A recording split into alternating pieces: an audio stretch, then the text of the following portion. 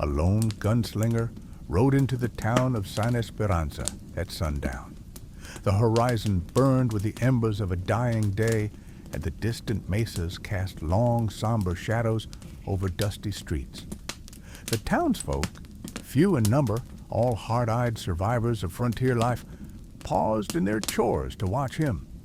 His black Stetson was pulled low over his face, and his duster coat flapped behind him like the wings of some great dark bird. In his right hand, loosely held, was a Colt .45. In his left, a battered saddlebag. They called him Cain McGraw, and tales of his skill with 6 guns had drifted across the West like tumbleweeds in a storm. But in San Esperanza, Cain had ridden with no particular purpose until he spotted the sign tacked to the saloon door. Auction today, rare beauties from the East. Every penny goes to the church. Cain's curiosity prickled. He dismounted with a soft thud, locked his reins to the hitching post, and stepped inside. The saloon was dim. Lanterns swung gently from rough-hewn beams, their flames flickering and casting anxious shadows across scarred wooden tables. A small crowd pressed in around a makeshift stage at the far end. On the stage, a priest in frayed cassock stood beside a hastily constructed gallows-like frame, his lined face drawn tight in solemn duty. "Good people of San Esperanza," the priest began, his voice echoing faintly against the plank walls. "Today, by order of Bishop LaGrange, we offer these young women for sale. Their passage through orphanages and convents has been costly to our humble flock. We pray that in new homes, homes of good Christian folk, they might find security, purpose, and perhaps even renewal of faith." Behind the priest, 3 young women stood in worn gray habits, convent garb, but faded, patched, and dusty from travel. Their heads were bowed, their hands clasped in front of them. 2 were older, brittle with years of service, but the third was unlike any nun Cain had ever seen. She stood at the center, her posture straight as a reed. Her habit framed a face that seemed carved from porcelain, with large dark eyes that glimmered with both fear and defiance. Her lips were soft and full, pressed into a thin line, and her auburn hair peeped out in a stray curl where the wimple had slipped. When she lifted her gaze and met Cain's curious stare, his breath caught in his throat. The auction began in a hushed murmur, the priest stepping forward first. With slow precision, he read each woman's name and age, describing her virtues like obedience, charity, and humility. The bidders, a handful of ranchers, shopkeepers, and drifting cowhands, called out offers in rough voices. Prices climbed, tallying the perceived worth of each pious servant. Cain stayed silent until the last of the older nuns was bid away. Only 2 remained, the brittle elder sister, hands folded tightly, and the young beauty whose eyes met his across the room. He could hear murmurs. "Who is that one? Looks more like a school teacher than a servant. He ain't gonna buy her. No one pays that high." At last, the brittle sister fetched a modest sum and left the stage. The price dropped to a single sheriff, then to a banking clerk. Finally, with only the beautiful nun left, the room quieted. The priest cleared his throat. "A final chance. Who will take Sister Annalise?" Cain reached into his coat, producing a handful of silver coins. Coins he had earned by less lawful means, but counted now as currency of necessity. He tossed them one by one onto the dusty table. $50, $100, $150. Murmurs rose into astonished gasps.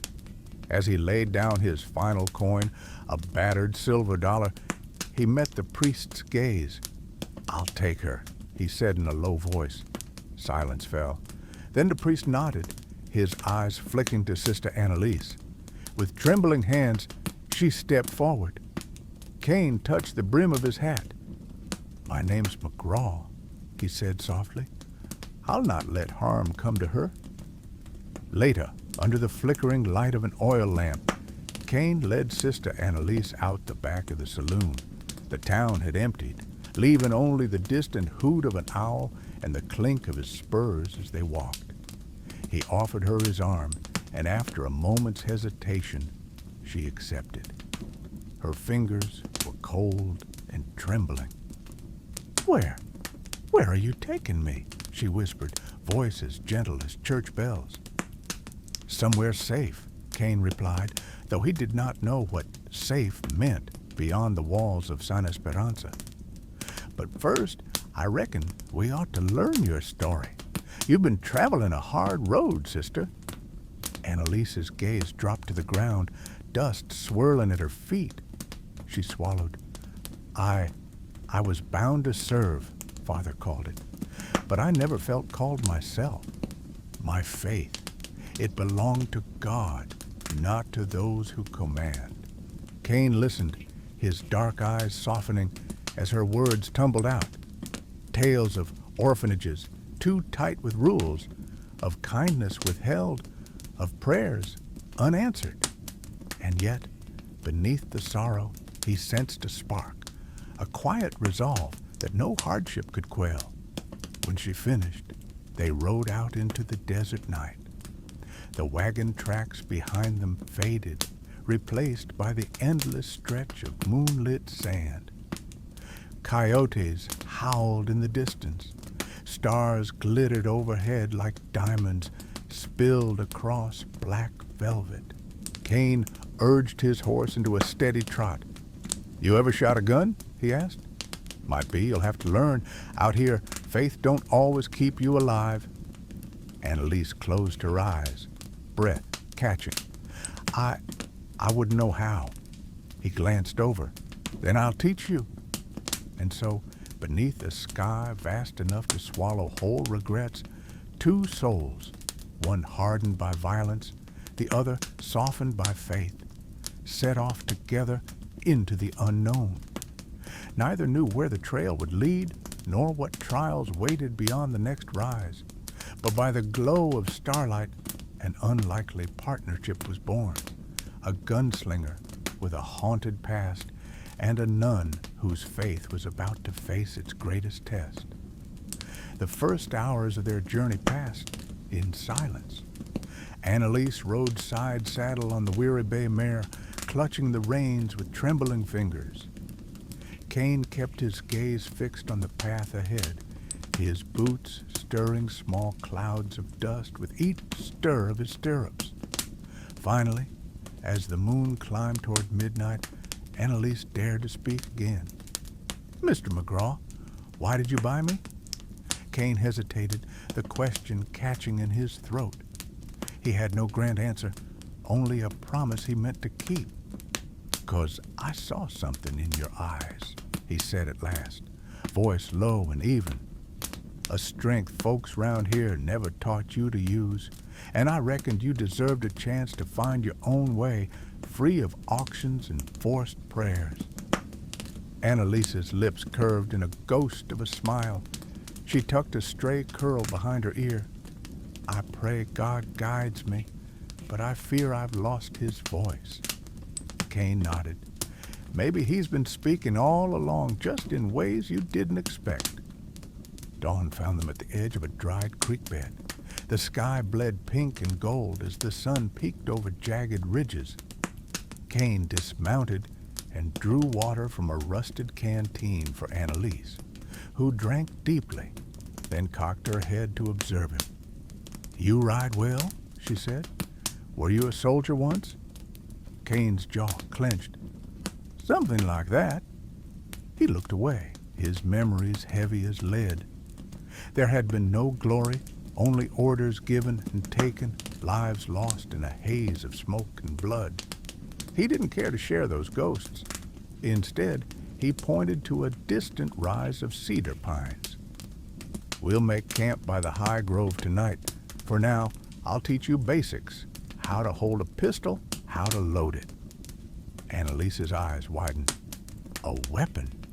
But I thought you said faith wouldn't keep me alive. Kane offered a crooked grin. Faith's good for prayers, but a six-shooter's better at keeping coyotes and killers at bay. By midday, under the scorching sun, they halted in the shadow of a lone cottonwood. Kane removed the .45 from its holster and set it on a blanket he spread beneath the tree. He demonstrated the motions slowly, checking the barrel, racking the slide, aligning sights.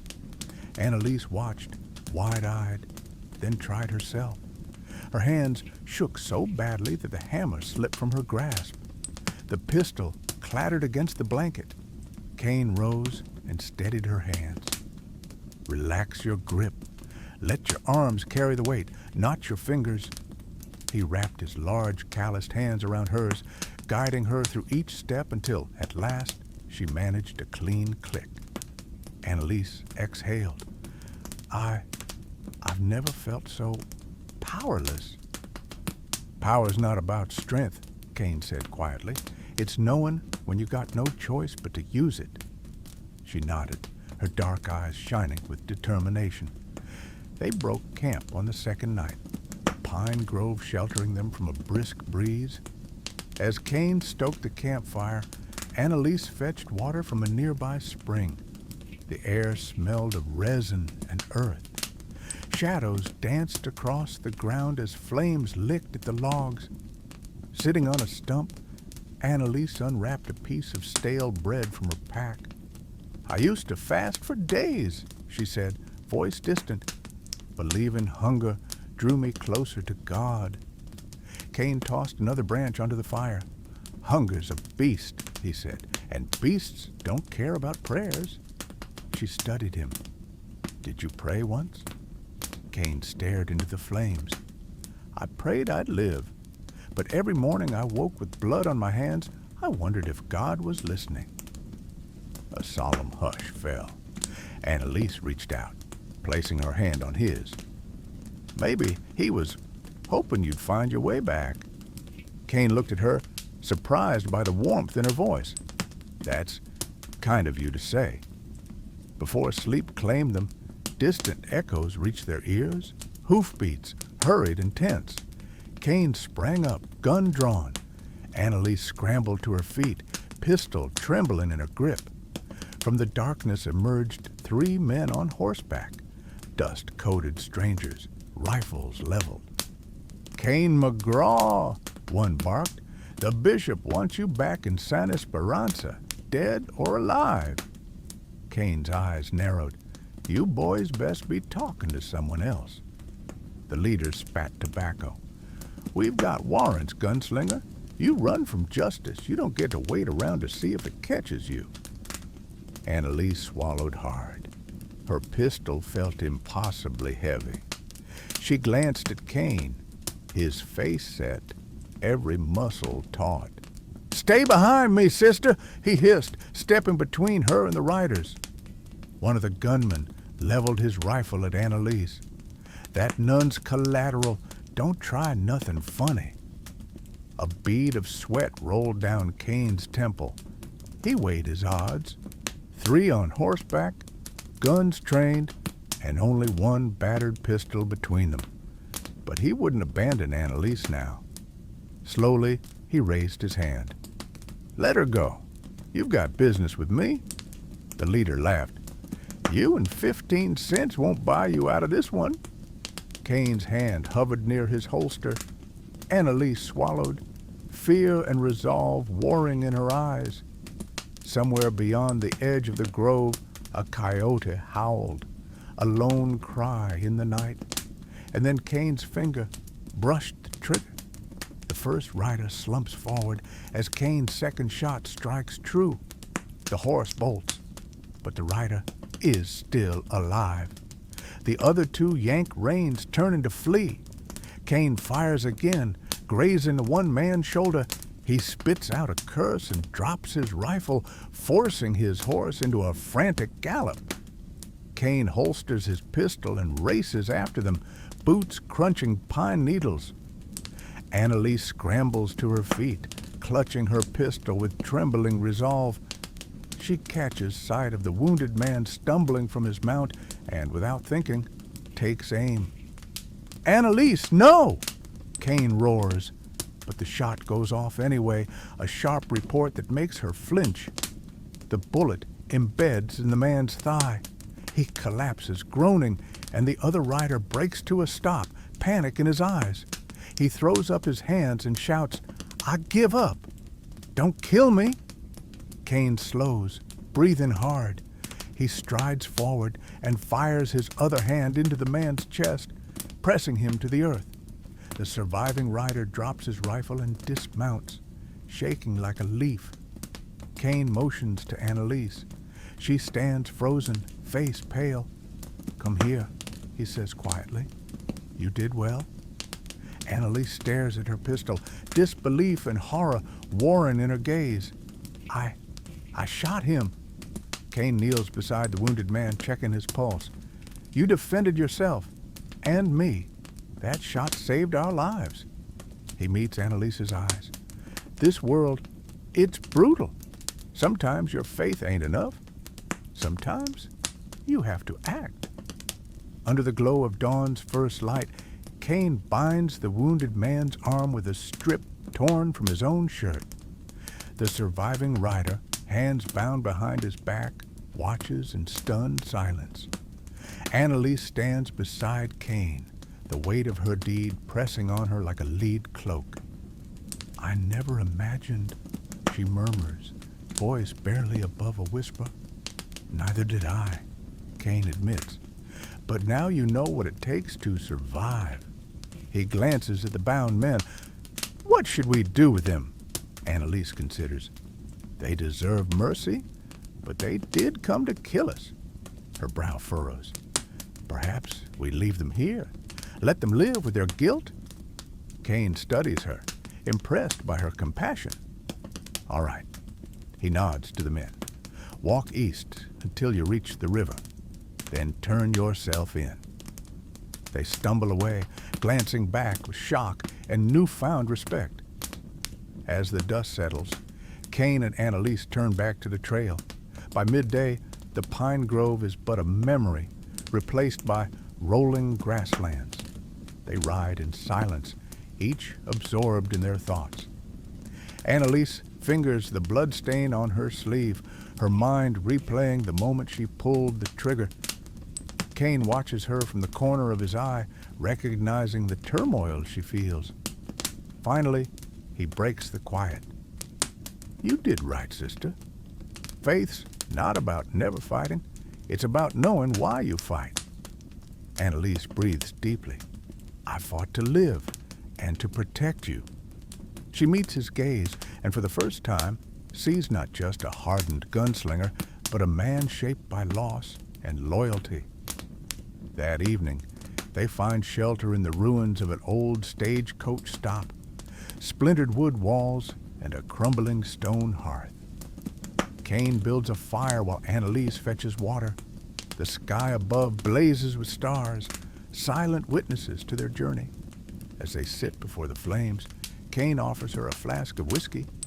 Annalise hesitates, then accepts. She takes a cautious sip, the burn surprising her. She coughs, then laughs softly. Kane smiles. "To new lessons," he toasts, "and to finding your voice again." Annalise lifts her flask higher, "To faith in unexpected places." They drink, the warmth of the whiskey and the fire seeping into their bones. In the flickering light, Annalise feels something stir deep within her, a reconciliation of faith and action, of prayer and pistol.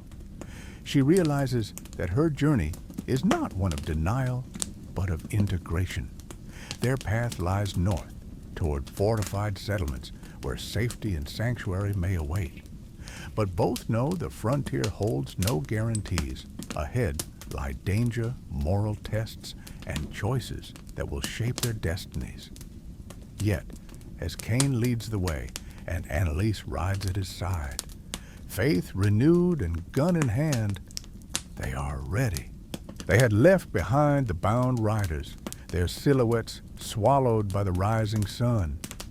Now, the road wound north toward a settlement called Red River Junction, a trading post rumored to be plagued by highwaymen. Kane spoke little, but Annalise sensed his attention sharpen as they approached a lone clump of cottonwoods, smoke curling above them. "Camp," Kane said, guiding the mare off the main trail. They slipped from their saddles to find a small encampment, 2 merchants and a boy of perhaps 10 tending mules. The merchant's wagon lay abandoned, wheels half buried in mud. The boy knelt beside it, tears streaking his dusty cheeks. "What happened here?" Annalise asked, dismounting to kneel beside him. He looked up, voice cracking. "Bandits took my pa and ma, said they'd come back for me if anyone followed." His wide eyes brimmed with fear. Kane's jaw tightened. He scanned the horizon. No bandit tracks, no shadows shifting through the trees, only the endless prairie. Annalise brushed dust from the boy's sleeve. "You're safe now," she said gently, "but they'll come back." She stood. "We should warn Red River Junction." Kane nodded. He rested a hand on the boy's shoulder. "We'll keep you safe until then." They rode hard, the boy between them on a spare mare, until the junction's wooden palisade rose on the horizon. Red River Junction lay cloaked in midday heat. A row of stores, a saloon, and a walled trading post where wagons gathered. But the streets were empty, doors barred, and tumbleweeds drifted across the dusty thoroughfare. Annalise's brow creased. "Where is everyone?" A lone guard sat atop the palisade wall, rifle in hand. He beckoned them forward. Inside, they found the town in panic. Merchants shuttered windows, children huddled under benches, and a trembling preacher locked his church door. Rumors circled of bandits planning a siege at dusk, 20 of them armed and vicious. The boy's eyes widened. "They'll come for me to draw my pa's trail." Annalise lifted his chin. "You won't be their bait." Kane stepped forward. "Listen up." His voice cut through the fear. "You want to defend this town. You need more than prayers. You need resolve." He turned to the preacher. "I'll take point, if your people will fight." The preacher's hand trembled on his Bible. At last, he nodded. "Lord, give us courage." That afternoon, the townsfolk prepared. Kane drilled them in basic shooting, loading, aiming, steadying. Annalise organized the women and children, teaching them to spot danger and move quietly. The boy watched, eyes shining with newfound purpose. As the sun sank, a dust cloud bloomed on the western plain. The bandit horde, faces masked, rifles glinting. They advanced in rows, a rolling thunder of black hats and bloodlust. Annalise climbed onto the trading post's platform beside the preacher. She lifted her voice, calling out an offer of mercy to any who would lay down arms. A hush fell, broken only by the bandits' taunts. Kane dropped to one knee behind a barricade and fired the first shot, a warning across the rising twilight. Then, one by one, townsfolk followed, men, and to Annalise's surprise, several of the braver women. Even the boy aimed a rifle, his hand steady. Bullets began to crack the air. The trading post shook with each report. Annalise felt her heart pound, not from fear, but from the prayer she whispered under her breath. She watched as a terrified merchant steadied his aim, and as the boy squeezed the trigger, sending a bandit staggering back. Kane moved among the defenders, offering calm words and precise advice. "Hold your ground," he called. "Protect each other." When a bandit slipped past and edged toward Annalise's platform, Kane's voice cut through the night. Not her! He fired, sending the rider sprawling. The bandits faltered, reorganized, then charged in a final desperate rush. But the junction's defenders stood firm, rifles braced, hearts steeled by faith and necessity. In the flash of gunfire, the horde broke, retreating into the dark. Silence fell. The town exhaled as one. Kane holstered his pistol and strode to Annalise's side. She looked at him, her eyes shining with tears and triumph. He tipped his hat. Your faith rallied them. She met his gaze. And your courage showed them the way. The boy ran up, throwing his arms around Annalise's legs. She knelt, hugging him. Around her, the townsfolk emerged, their faces alight with gratitude. Under the fading stars, Annalise realized that faith could move not only hearts, but hands, and that compassion and steel could walk together, guiding the lost toward hope and safety. Kane McGraw and Sister Annalise stand atop the trading post's platform, watching townsfolk emerge, tending to wounded and repairing broken shutters. The boy they rescued runs up, bright-eyed and laughing, as he helps an elder carry water. Warmth swells in Annalise's chest, a testament to the courage she helped kindle. Kane rests a hand on her shoulder. You ever think the bishop would see your worth now? He asks, nodding toward the small church, its doors swinging open to welcome grateful parishioners. Annalise smiles, eyes bright. My faith always belonged to God, not men. But I see now that faith and action can walk hand in hand. She turns to the boy, who bounds back to them. Go on, fetch your pa. He's waiting in the saloon. Tell him you're safe. The boy nods and races off. Kane watches him go, then meets Annalise's gaze. What's next for you, sister? She breathes in the prairie air. I'll stay a while, help rebuild this town, tend to the wounded, guide these people in faith and in strength. But I cannot stay tethered to the convent's walls any longer. Kane tilts his hat against the sun. And me?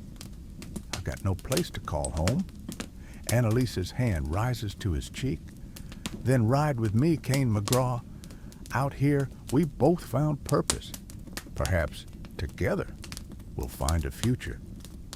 Later that morning, beneath a sky so clear it seemed to promise endless possibilities, Kane loads his saddlebag. Annalise fastens a simple cross to her leather belt, next to the holster where her pistol now rests. They walk the perimeter of the trading post, pausing at the graves of the two riders they spared under the pine grove. Fresh crosses mark the spots, and a single wildflower blooms at each headstone. May they find peace, Annalise whispers, crossing herself. Kane nods solemnly. Every life's worth something, even theirs. At the edge of town, the preacher and the merchant who lost his family ride out to see them off. The preacher presses into Annalise's hand a worn gospel. For your journey, he says, let it remind you of the light you carry. The merchant hands Kane a small sack of coins. For your trouble, and for the church fund you emptied in San Esperanza. He chuckles ruefully. I reckon the bishop will forgive you now. Kane accepts it with a rare smile. I'll put it to better use. Sister Annalise mounts her mare, glancing to Kane as he settles into the saddle. The boy appears once more, clutching a scrap of paper.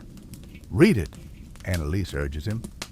He clears his throat and reads, To Sister Annalise and Mr. McGraw, thank you for saving our town and our lives. May God bless your path as you've blessed ours. People of Red River Junction. The boy hands them the note, pride shining in his eyes. Annalise hugs him.